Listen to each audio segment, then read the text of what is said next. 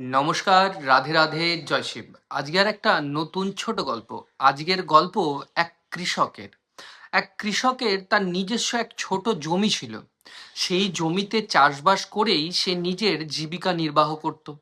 কিন্তু একদিন সে তার জমিতে যখন চাষ করতে যায় তখন তার পায়ে একটা বড় লোহার কাঁটা ঢুকে যায়। সে তখন সেই জমি থেকে লোহার কাঁটাটা ফেলে দিতে চায়, কারণ সে ভাবে যদি এখানে কেউ আসে আর তার যদি এইটা পায়ে ঢুকে যায় তাহলে সত্যিই খুব অসুবিধে হবে।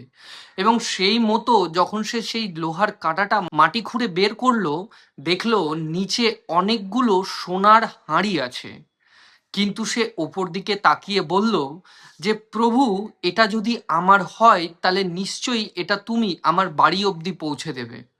আর যদি আমার না হয় তাহলে আমি এটা নিয়ে যাব না, কারণ এটা অন্য কারো হতে পারে যে এখানে পুঁতে রেখে গেছে সেফটির জন্য। সে তার বাড়ি যায় এবং তার বউকে গিয়ে সমস্ত কথা বলে দেয়। কিন্তু তার বউ এতটাই ভোলা ভালা ছিল যে পাড়া প্রতিবেশীকে তার বউ গিয়ে সব কথা বলে দেয়। এবং তার মধ্যে একজন খুব বুদ্ধি লাগিয়ে রাত্রেবেলা ঠিক সেই জায়গাতে যায় এবং জায়গাতে গিয়ে সে খোঁড়াখুড়ি করে দেখে সত্যি সেখানে অনেকগুলো মাটির হাঁড়ি রয়েছে। কিন্তু যখনই সে মাটির হাঁড়িটির মুখ খুললো, খুলে দেখে তার মধ্যে অনেকগুলো পাহাড়ি বিচ্ছু আছে। সে তখনই ভয়ে চিৎকার করে এবং তার আশেপাশের লোকজনকে ডাকে। ডেকে বলে যে এই কৃষক তাকে মারার জন্য এই ফন্দি এঁটেছিল। তখন সবাই রেগে গিয়ে বলে যে এই পাত্রগুলো ধরে ওর বাড়ির সামনে ফেলে দাও, তাহলে ওরা স্বামী স্ত্রী দুজনেই মারা যাবে, আর কোনোদিন কোনোভাবেই ফন্দি আঁটতে পারবে না কাউকে মেরে ফেলা। এবং এই কথা শুনে সবাই সব বিচ্ছুগুলো নিয়ে তার বাড়ির সামনে ফেলে দেয়।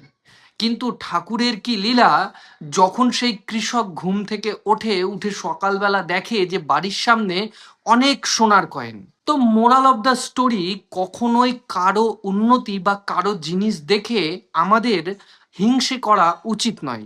কারণ ভেবে রাখবেন, আপনার ভাগ্যে যেটা ভগবান লিখে রেখেছে সেটা তো আপনার কাছে আসবেই। এবং আপনি যদি কর্ম ভালো করেন তাহলে যেটা লেখা নেই সেটাও ভগবান লিখে আপনার ভাগ্যে আপনার বাড়ি অবধি আপনার কাছে পৌঁছে দেবে।